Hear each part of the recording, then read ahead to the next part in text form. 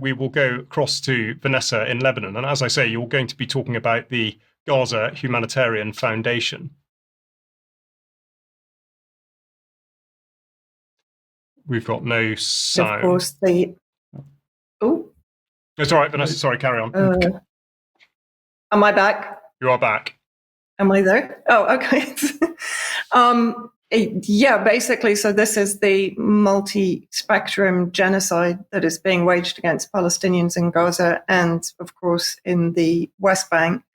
And there has been this humanitarian aid complex established to supplant the UNRWA agency that, of course, the Zionists have been trying to eradicate for a number of years, which was the primary UN agency providing aid and food to Palestinians in all areas of the world, even the areas where, of course, they're living in diaspora and unable to return. So if we could just have a quick look at the Washington Post headline, U.S. consulting firm quits Gaza humanitarian aid efforts amid criticism.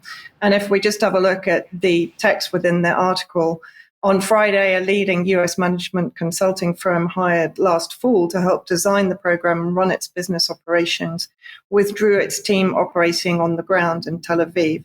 A spokesperson for the firm, Boston Consulting Group, said the company had terminated its contract with GHF and placed one of the senior partners leading the project on leave, pending an internal review. And of course, one can say this isn't terribly surprising when you look at the figures of those that have been killed while they've been gathering to receive the aid. So 102 so far killed and 490 now, up to almost 500 injured. And of course, what's been happening is that there have been centers established that are effectively being run, as we've talked about before, by American private military contractors, better known as military mercenaries. And I would recommend that everybody does a deep dive into this article by the Grayzone. I'll just run through some of the main points that it makes. Top Israeli lawmakers have accused the Zionist regime of laundering millions through U.S. humanitarian organizations and private military contractors, as I said, as we've talked about previously on UK Column. The Gaza Humanitarian Foundation was established in Switzerland in February, supplanting UNRWA. It received over 100 million from an undisclosed donor. But the Israeli opposition member and former Deputy Prime Minister Avigdor Lieberman has said that Mossad and the Israeli Defense Ministry are covertly funding GHF. So that gives an indication as to entirely what this organization is determined to do, which of course is to increase, one, the starvation levels in Gaza, because if we look at this map, which was embedded in the Grayzone article, the humanitarian islands in Gaza plan interim phase. So you can see basically the red pins there demonstrate, I think there's only 7 actual aid points. And of course, in northern Gaza, the majority of people have been told to evacuate to a tiny area in the south. So 2 million Gazans basically being kettled into that smaller area in the south there. And so those northern ones are largely not doing anything. But what this is doing is creating IDP camps, internally displaced people camps, and then providing these so-called humanitarian aid points.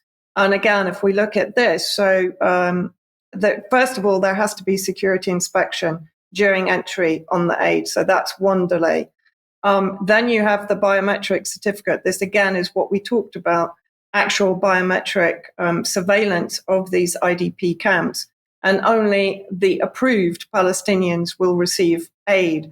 And then basically there's distribution to these IDP cities, note the term city. So basically what this is all doing is further corralling Gazans into smaller and smaller, ever shrinking concentration camps that are now literally camps, refugee sites, internally displaced people camps.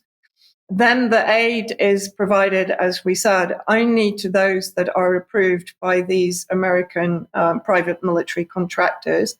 They have to go through a series of security measures to be allowed to receive the aid. And then once the starving people are basically in the lines to receive the aid, and chaos naturally breaks out because of the starvation levels they've been forced to endure, the IDF is opening fire on them and killing them because effectively they've been drawn out into the open and they can be murdered wantonly by the Israelis. So yet again, anything that is described as aid by the Zionist entity or by its allies in the UK, EU, or US cannot be seen as such. It can only be seen as a further element of genocide against the Palestinians. Very depressing. Vanessa, thank you very much indeed. And I should point out the link to the Grayzone piece will be in the show notes, as indeed it will be to everything else that Vanessa's